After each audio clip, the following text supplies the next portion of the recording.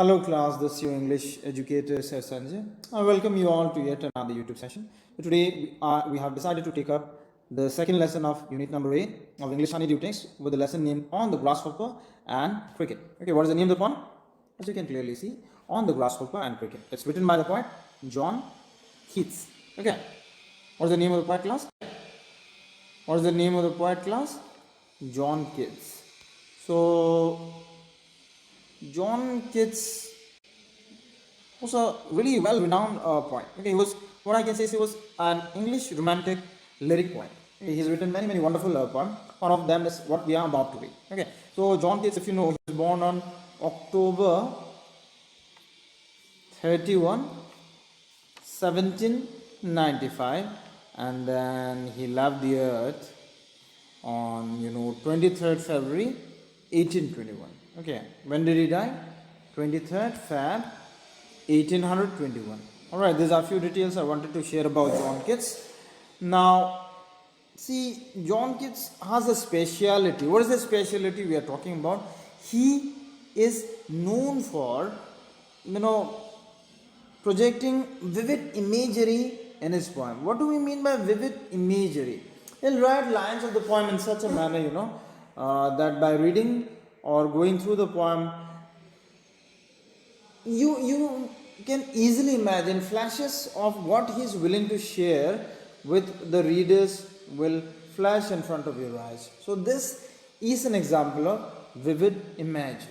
Okay, so we have known a few facts, a few things about the poet John Keats and the kind of poetry he does. Okay, now without any further ado, let's begin the poem On the Grasshopper and Cricket with a bit of preface. There is a bit of preface here, isn't it? Let's read this.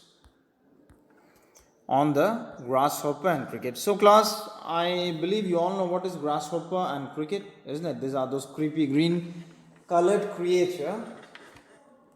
So what do we have in the preface? Let's see. Unlike the ant and the cricket, which we have already read on page 21, I am sure most of you know, we have read this the ant and the cricket, wherein we have found that the ant was the hard working creature while the cricket used to enjoy, isn't it? And then the ant ridiculed the cricket for being someone who does not value hard working, and he was made to realize that hard work has no substitute. Okay, so we have already read that poem on page number 21, which tells a story. Now, this is a nature poem. It's about nature. It's not about grasshopper and cricket and all those things. It's about nature. And what significance these two creatures have on nature. Alright, class? So, let's find out and read. Okay. So, in this poem, grasshopper and cricket do not appear as characters in a story. Rather, they act as symbols, each suggesting something else. So we'll be reading the poem and noticing how poetry of words keep on through summer and winter in a never-ending manner. Okay, so who sings the song? Nature, of course, isn't it? See, class, nature faces lots of hardship. There are rainy days. There are days when sun shines very brightly. There are days when there is this snowfall, isn't it? But then nature withstands all, and then eventually it comes up or emerges out victorious and lives in perfect conformity with everything, isn't it? So let's read the poem and find out who wrote the poem. Like I say, John Keats. Okay. So class, if you take a close look, I would like to tell you something. 1, 2, 3, 4, 5, 6, 7, 8. The first stanza has 8 lines, while the second one has 6 lines. Just give a count, double check for confirmation. So, this is called octet in English language. Okay, a poem with 8 lines or any stanza or something having 8 lines in it is referred to as octet, while the second stanza with 6 line, of course, is sextet. Okay. So let's read and understand what this classical poem has for us.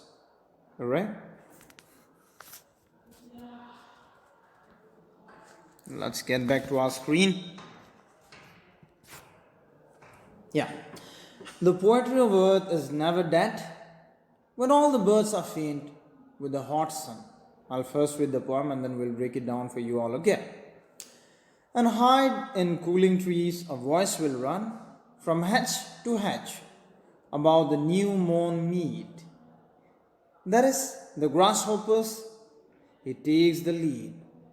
And the summer luxury he has never done with his delights, for when tired out with fun, he rests at ease beneath some pleasant weed. The poetry, I'm at second stanza, the poetry of earth is ceasing never. On a lone winter evening, when the frost has wrought a silence, from the storm there shrills the cricket's song in warmth increasing ever, and seems to one in drowsiness half lost. The grasshoppers among some grassy hills. John Keats. Lovely. So let's break it down for you. See, the poetry of earth is never dead when all the birds are faint with the hot sun. Imagine there is this hot weather. During hot weather, when the sun shines really brightly, not all animals feel comfortable coming out, and then let's say birds do not sing as well as they do usually. When the sun shines really bright, they feel fainted. Here, by fainted means they do not feel it very comfortable coming out and singing during hot summer day. So, what does the earth do? The poetry of earth, when birds stop singing, can we say there is no music? Is there no other source? No, we cannot say that. There is this continuity. Nature is about continuation, continuity. Come what may, nature always has this continuity. Perfect conformity, like I said. Okay. And hide in cooling trees, a voice will run from hedge to hedge. So class, we have a new word called hedge. What is the meaning of hedge? Hedge here means, let me write so that you understand. Hedge means fence or boundary. What is the meaning of hedge? Fence or boundary. Okay, what kind of boundary, class? What kind of boundary? These boundaries are formed by closely growing bushes. Okay, these boundaries are formed by closely growing bushes. Okay, the poetry of earth is never dead when all the birds are faint with the sun and hide in cooling trees. A voice will run from hedge to hedge about the new mown mead.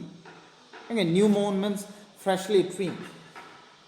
So when the birds stop singing due to this hot scorching weather, when the birds stop singing completely due to this hot scorching weather, what will happen? Will there be no music?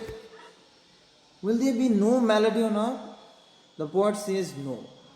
Of course there will be. Okay. He says when the birds rest in cooling trees, there is this voice that runs from hedge to hedge. Means from one fence to another. Where?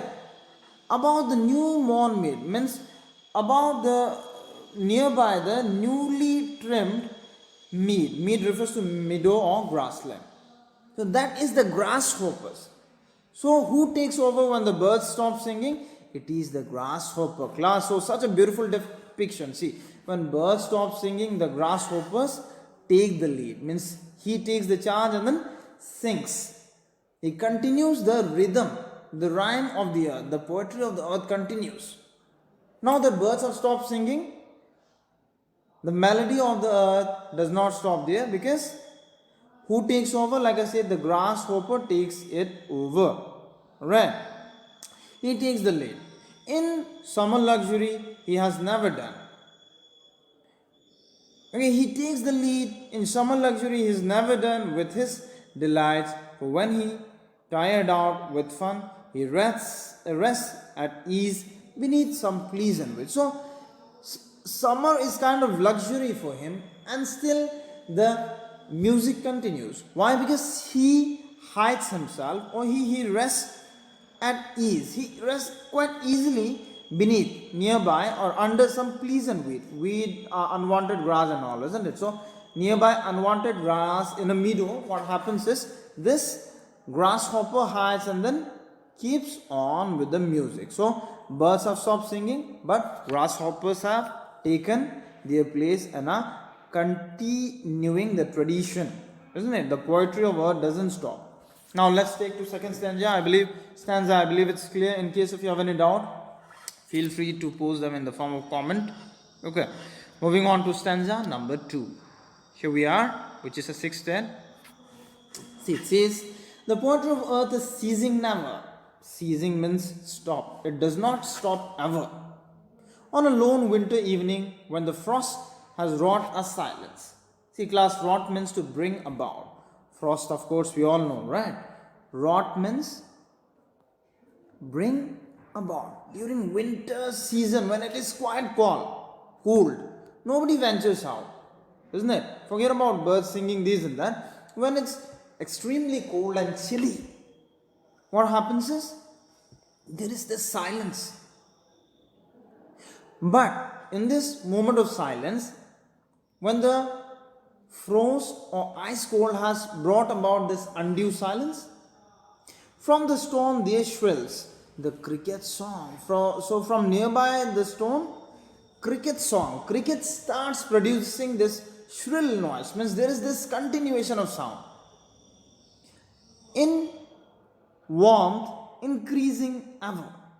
Means he does not stop. He continues with this sound. Cricket is what we are talking about, class. Okay, cricket, not the game of cricket. The insect is what we are talking about. Alright. The cricket song in warmth increasing ever and seems to one in drowsiness half lost. The grasshoppers among some grassy hills. And people, they tend to rest and feel drowsy. Means they are sleepy, they are half lost, they are sleeping. They are drifting between semi-consciousness and dream. To those people, when they listen in to the music or the sound produced by a cricket song, what happens is they feel as if this sound is coming from nearby grassy hill. So overall, what do we learn is the poetry of earth never stops. When one creature stops, the other takes over, and as a result, nature maintains its perfect harmony. There is this continuation. So what do we learn? See, nature has taught a wonderful lesson to us. What is the wonderful lesson that I am talking about? See, life will be full of challenges. Life will be full of challenges. So like nature, it did not stop when sun was shining, when wind was blowing, or when there was a frosty winter. It just continued. It went on and on and on. Right? Similarly, as humans, what do we do is when we face difficulty, we sometimes feel bogged down. We simply stop fighting. This should not happen.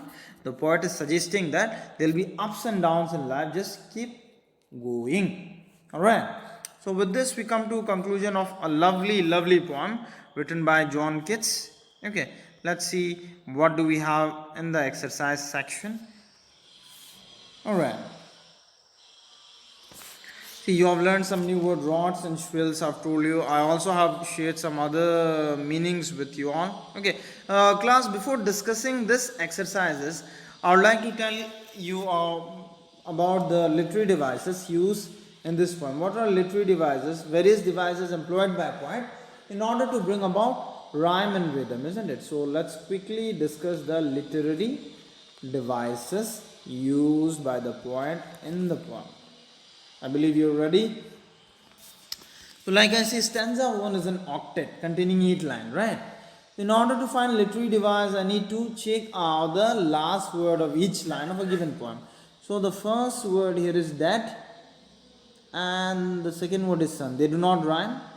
Dad and run, they rhyme. Sun and meet, they don't rhyme. Dad and meet, dad and met, they rhyme. Sun and run, they rhyme. Dead and let, they rhyme. And then we have done. Run and fun rhyme. Then mead and weed rhymes, isn't it? So all in all, if let's say this is A, this will be B, and then we have B here. Then what else do we have? We have A, because dead and mead, they rhyme, isn't it? And this is A. This again is A, right? No, just a second. Yeah, A, B, B, then we have A and A, alright, and then B, B. Alright class. So if you closely see that rhymes with mad and then lad and then wheat. So all this will be A, and then sun and run rhyme, is it? Sun and done rhymes, sun and fun also rhymes. So the rhyming scheme, the first literary device, the rhyming scheme of stanza 1, which is an octet, is A, B, B, A, B, B, A. Alright, this is the one. Okay. For reference, what you can do is you can take a slide pose and then copy them. Okay. Yeah, let's move on to stanza number 2, which is a 6th, and let's find out. Comment below and share your rhyming scheme with me. Let's see whether you have the ability, whether you are able to write them or not. Okay. This is also quite simple. Quite simple. See, the poetry of earth is ceasing never. If you say never is A, frost does not rhyme, shrills does not rhyme, ever rhymes, right? A. So frost and loss they rhyme. So it will be B. Shrills does not rhyme, let's say it's C. And then shrills and hills rhyme C. Frost and loss rhyme, so B. So the rhyming scheme of stanza number 2 is A, B, B. No, just a second. What am I writing? It's A, B, C, A, B, C. Alright, class. So very easy. This rhyming scheme thing is very easy. Okay.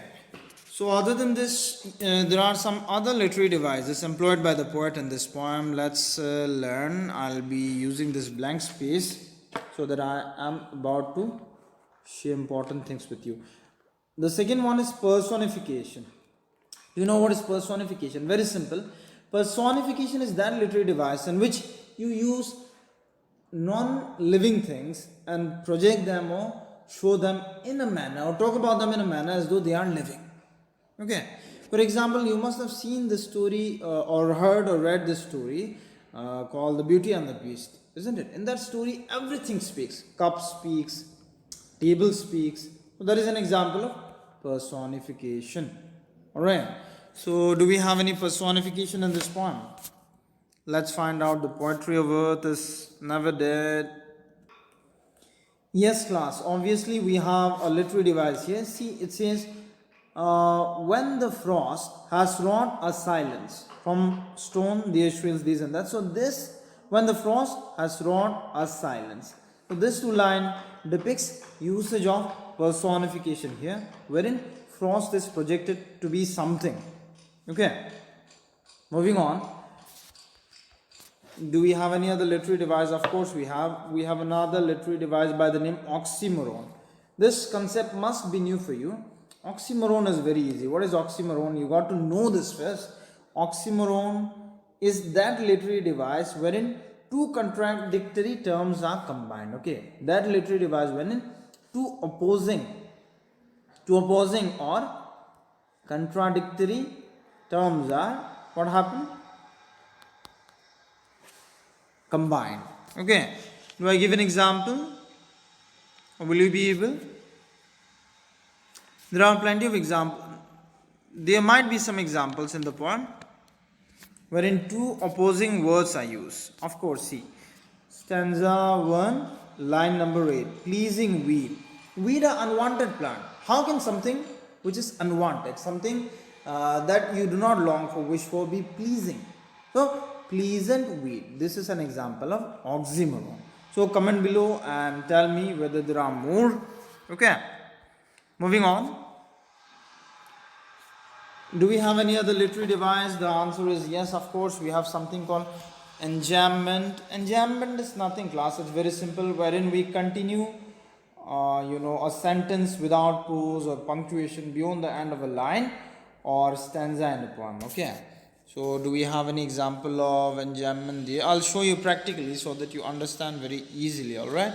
Instead of writing the definition and all. See, there are plenty of enjambments here. Let's pick one easy one. Okay. Yeah. Give me a moment, okay? Give me a moment. Yeah, you see this one, this line. And hide in cooling trees, a voice will run from hedge to hedge about the new monument. So this is continuation, isn't it? The line doesn't end here, it continues without punctuation. So this is an example of enjambment. Enjambment. Enjambment. Alright. So enjambment concludes now. Let's talk about alliteration. I believe I've used alliteration, or I've taught about alliteration earlier also. What is alliteration? Can anyone tell me? Very simple. I'll not be writing the definition. Just listen. Alliteration is nothing but repetition of two or more closely placed consonant sound.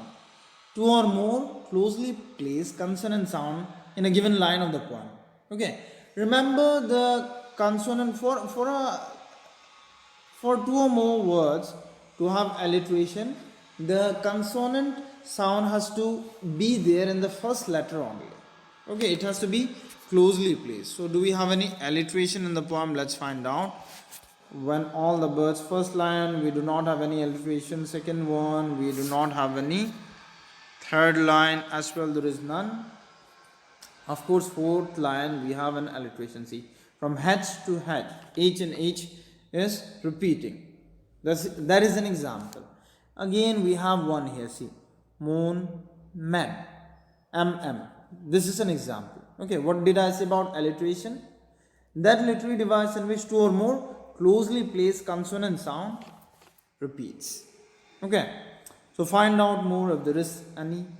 Okay, after this, we have one more literary device class called inversion. Inversion is nothing, it's reversal of normal order of words and phrases in a sentence. Okay. For example, poetry of earth is ceasing never, he says. No. Poetry of, you see here, this line says poetry of earth is ceasing never. Basically, this could have been written if it were not for a poem, it could have been written like poetry of earth is never ceasing or never stopping. So ceasing and never are used together. So this is an example of inversion wherein reversal of normal orders of word and phrases take place. Okay, class. So this 4-5 literary devices that I have discussed with you will be important. So try and understand them. Learn them. It will be easy for you that way. Now let's move on to the exercises. What do we have here? It says discuss with your partner the following definition of a poem. A poem is made of words arranged in a beautiful order. These words, when read aloud with feelings, have a music and meaning of their own. See, by music we mean rhyme and rhythm. So this definitely is something that you can discuss. Question number 2 says the poetry of earth is not made of words. What is it made of as suggested in the poem? Of course, everything in nature, like I said, acts in perfect conformity to continue with the natural flow, right? For example, in the poem we took a closer look. When birds stopped singing due to scorching heat of the sun, grasshopper and cricket took their place, right? So you got to elaborate it. So comment below and suggest if you want a separate session or a video helping me to solve all these problems. Okay, now we are just highlighting this, otherwise the video will be too lengthy. Okay, moving on. Question number 3. Find in the poem the lines that match the following. The grasshopper's happiness never comes to an end. Luxury, these and that, there is this line. No. The cricket song has a warmth that never decreases. Simple lines are there. Exact lines. This is a simple poem. You'll find them here. Okay. Moving on, question number 4. Which word in stanza 2 is opposite in meaning to the frost? Find out, class. Opposite in meaning. Frost is something that signifies cold, isn't it? You just have to find a word that is opposite in nature to this one. The poetry of earth continues round the year throughout a cycle of 2 seasons, mention each with representative voice. So class, this is conclusion. Like I said, if you want me to solve all this, just comment below and tell me, I'll be helping you. Okay. Now, so with this, basically we come to conclusion of today's lesson. We discussed a poem on the grasshopper and cricket, written by who? John Keats, one of the most celebrated poets of England.